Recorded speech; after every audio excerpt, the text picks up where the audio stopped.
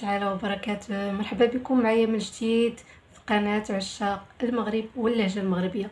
اليوم ان شاء الله غادي نشوفوا فيديو جديد على سائح مصري كيتواجد هنا في المغرب، قام بعدة زيارات لعدة مدن مغربية. اليوم ان شاء الله غادي نشوفوا الانطباع ديالو حول مدينة مراكش والنواحي ديالها. يلا معايا نشوفوا الفيديو. السلام عليكم ورحمه الله وبركاته. معكم محمد عماد من مراكش، مسجد الكتبيه ورايا اهو. النهارده هنقضي يوم كامل في مراكش، نلف في مراكش على قد ما نقدر لان مراكش عملاقه. زرنا نواحي مراكش في الفيديوهات اللي فاتت، النهارده دور مراكش. يلا بينا. دلوقتي احنا في اهم بلاصه بيجوا لها السياح من كل انحاء العالم، هي ساحه الفناء. الساحه ديت اليونسكو صنفتها سنه 2001 ان هي من التراث اللامادي. الساحه ديت بيتجمعوا فيها الناس، كل الناس اللي عندهم مواهب. مثلا في واحد هناك بيعمل حنه، هنا واحد معاه قرد، في هناك بيزمروا بتعابين. يعني اي حد عنده اي موهبه يرفه بيها عن السايح بيتلاقوا هنا. حكواتيين. الساحه ديت الصبح حماده وبالليل حماده تاني خالص. في هناك بتوع عصاير. طبعا ده هي دلوقتي فاضيه لان انا الصبح، بس في نص اليوم هتتملي اكتر، وبالليل الناس دول هيمشوا وهيجوا ناس جداد. الساحه دي حرفيا هي حياه تانية، هي القلب النابض لمدينه مراكش، وهي المتعه الاولى والاخيره للسايح لما بيجي مراكش هنا.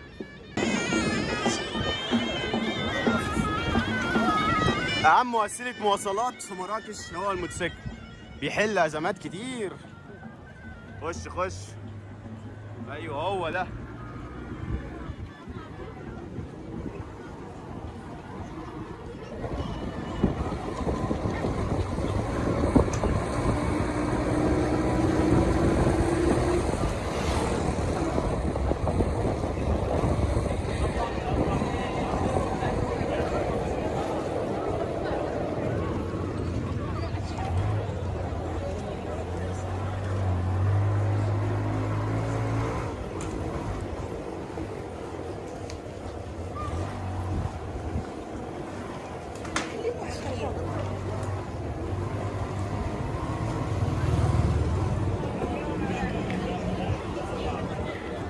دلوقتي داخلين قصر الباهية، قصر من القصور المهمة جدا في مراكش.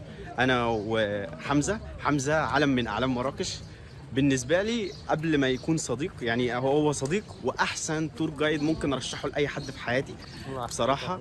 للأجانب، للمغاربة، لأي حد بصراحة. شخص الله عمال هدار، قمة في الأخلاق في الاحترام، وتاني مرة يساريني في مراكش، فشكرا بزاف بزاف بزاف حبيبي. الله يحفظك يا رب.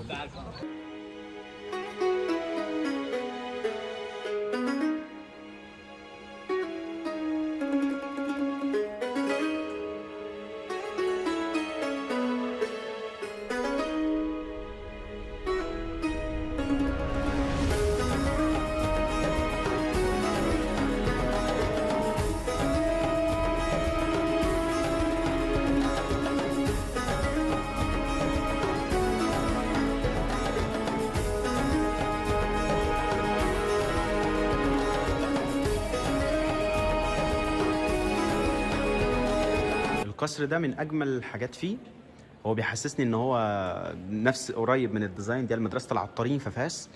الزليج المغربي، وفوق نفس التصميم ده موجود دايما في المغرب. هو ده النظام المغربي اصلا في البنى. كان يبقى فيه الزليج المغربي، وبعد كده النحت على الجبس، وبعد كده نحت على الخشب مع تلوين الخشب. بسم الله ما شاء الله، يعني تصميم جامد جامد جامد.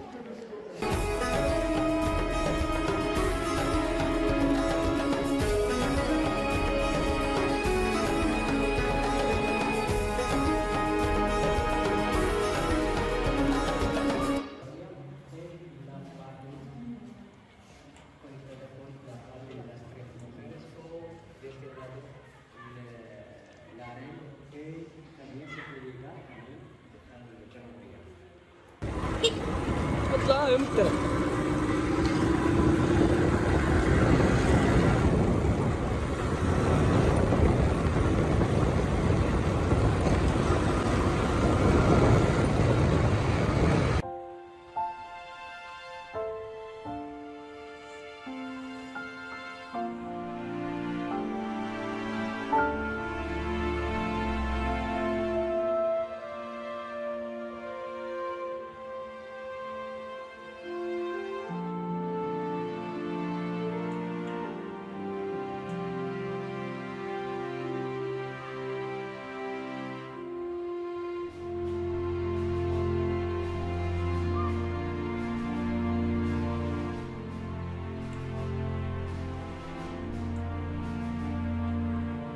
انا اول مره، شوف بقالي مده قد ايه هنا، واول مره ادوق عصير القصب هنا.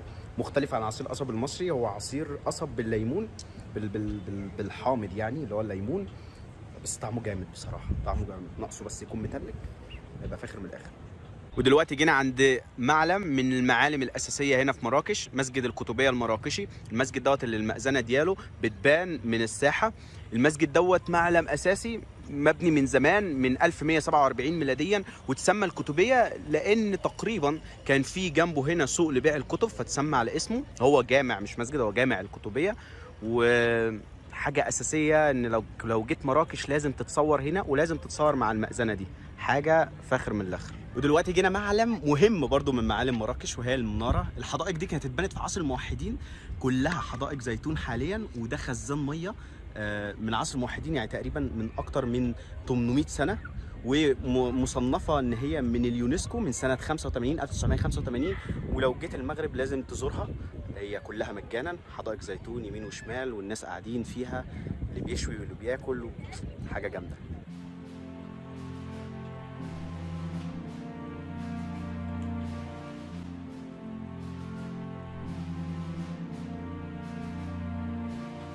في بقى سمك في البحيره دي او في الخزان ده، لما بنرمي لهم عيش بيطلعوا. ايوه اطلع وما تكسفناش قدام المتابعين، اطلع.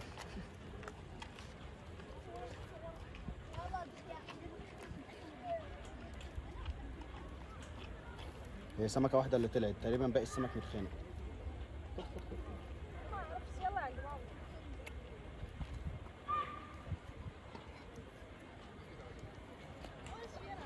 ده بقى جينا مكان من الأحسن الأماكن، كافيهات ويعتبر مول، وده اللي فيه الفندق ديال كريستيانو رونالدو هنشوفه دلوقتي. المكان دوت من الأحسن. طبعا مراكش مشهورة جدا بالمولات، مشهورة جدا بأماكن الخروج النظيفة، مشهورة جدا بالريستورانت، مشهورة بداك الشيء بزاف. ده الفندق ديال كريستيانو رونالدو، CR7 موجودة هناك. فندق فاخر من الآخر، علم البرتغال اهو، حاجة جامدة. هنا طبعا في سينما، وفي محلات شوبينج بزاف، كافيهات بزاف. لا ممشى يعني يعتبر زي ممشى، ومكان حلو جدا. بصوا في فوق خالص في كافيهات برضو حلوة. لا هنا مستوى عالي جدا. برضو هنا في فندق الفور سيزون، سلسلة الفنادق العالمية اللي موجودة في جميع دول العالم، موجود هنا. هنا برضو فنادق، بحيرة، مش بحيرة يعني زي مش عارف اسمه ايه، بس قشطة نعديها دي. بوتشي معرفش هو ايه، مطعم كافيه اسمه بوتشي، ومكان حلو جدا الواحد يخرج فيه هنا مع الاولاد والالعاب. في طبعا هو ده بقية الفندق يمين وشمال. كنت اقول شقق سكنية، لا مش شقق، ده الفندق. حلو الواحد يسكن هنا. دلوقتي احنا في نص اليوم، ودلوقتي الساحه اتغيرت تماما، وفي بقى في اكتيفيتيز اكتر زي ما انتم شايفين وسامعين. الساحه دي دايما حياه، ليل نهار حياه، ليل نهار حياه.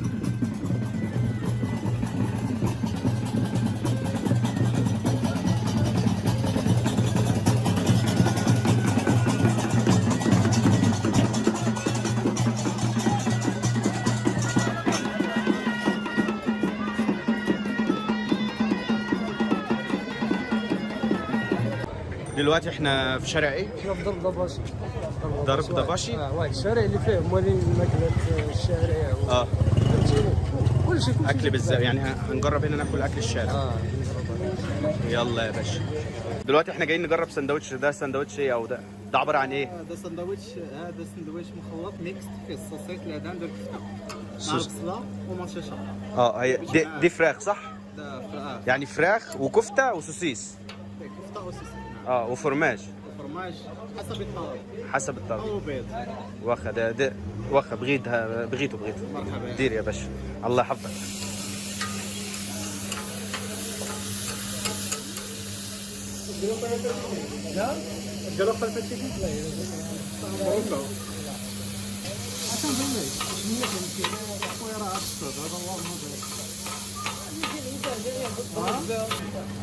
الفرماج دير كل شيء، دير اللي بغيت. انت اكلني على مزاجك وانا بحب مزاجك. واخ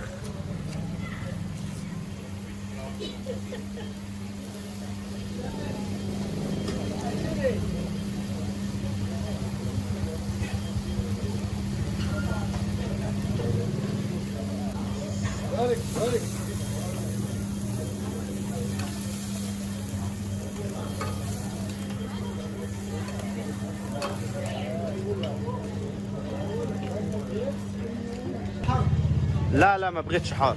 هو ده ارى ده انت شوقتني اكل. يلا.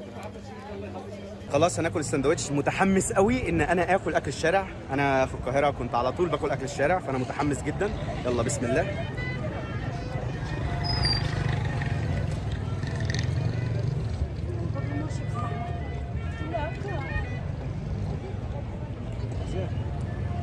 هو طعم غريب، فراخ على لحمه على سوسيس، حلو بس جديد، طعم جديد.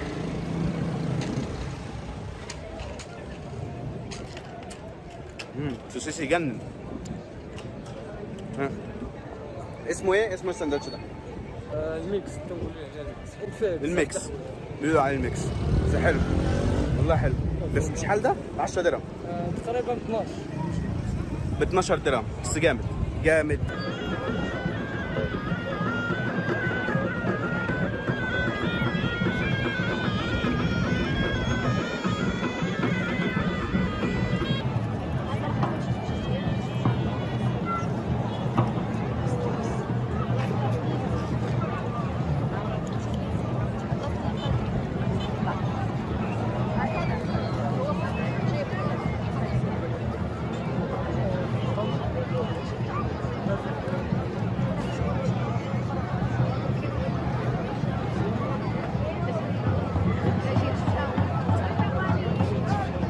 مراكش الصبح حماده وبالليل حماده تاني خالص. بالليل المطاعم دي بتظهر ودول بيظهروا. المطاعم البلاصه دي اللي الصبح كانت حاجه تانية دلوقتي بصوا بقوا مطاعم. وطبعا حلقات الصبح غير حلقات بالليل اصلا. بسم الله ما شاء الله. حياه هنا، حياه. الساحه دي ما بتنامش ودايما عامره بالناس، دايما حياه. هنا مطاعم الاكل، كل مطاعم الاكل تدخل جوه عالم تاني. وهنا لحمة الراس.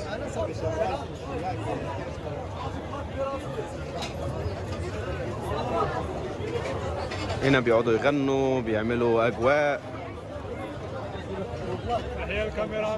حبيبي دنيا وعالم، عالم تاني.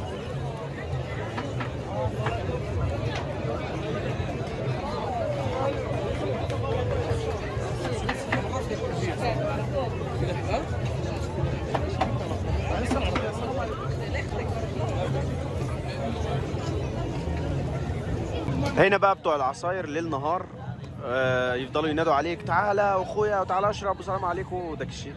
وبصراحه العصاير بتاعتهم واعره بزاف بزاف بزاف. دلوقتي جينا عند مول عصير. انا مش فاهم لحد دلوقتي هو زحمه كده ليه. هو بيعمل عصير الناس كلها في الشارع بتشربه، واصحابي قالوا لي ان انا لازم اجي اجربه. هو علاش زحمه؟ لانه احسن عصير ممكن تشربه في مراكش وبالضبط في المدينه في ضرب دباشي. طب يلا نجرب ونشوف هو ليه هو حلو للدرجه دي ويستاهل الزحمه دي كلها ولا لا. وده بقى هجرب العصير اللي قالوا لي لازم تيجي تجربه في مراكش ده.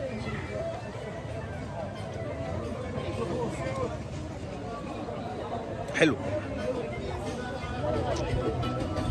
خليط ما بين اطعمه كتير مش عارف في ايه، بس حاسس في افوكادو، موز،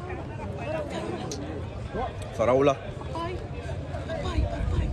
صوتك طلع. لاباي لاباي دي تبقى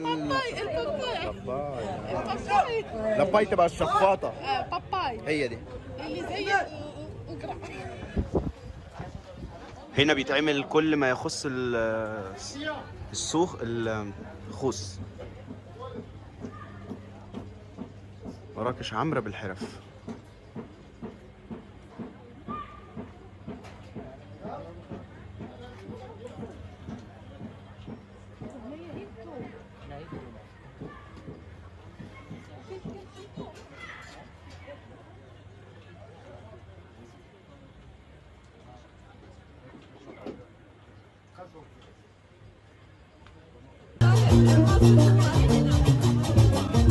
لا لا عادي. حط حط حط. الله اكبر.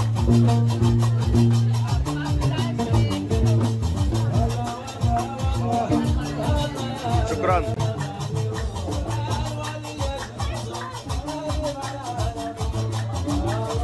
يلا جرب واعطينا رايك. جرب.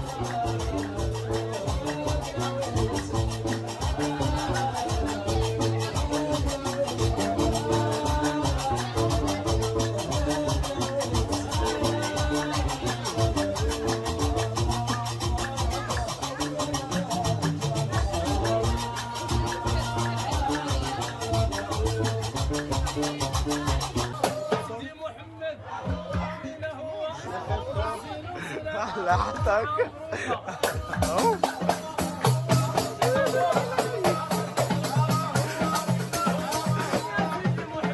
لحظتك.